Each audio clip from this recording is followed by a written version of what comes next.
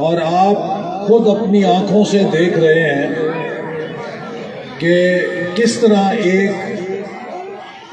नस्ल को तबाह किया है जिस बंदे का नाम इमरान खान है साहब। और मेरे अजीज दोस्तों, साथियों,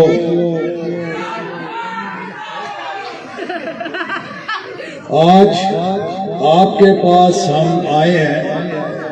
इलेक्शन के लिए और आप खुद अपनी आंखों से देख रहे हैं कि किस तरह एक नस्ल को तबाह किया है जिस बंदे का नाम इमरान खान है। उसने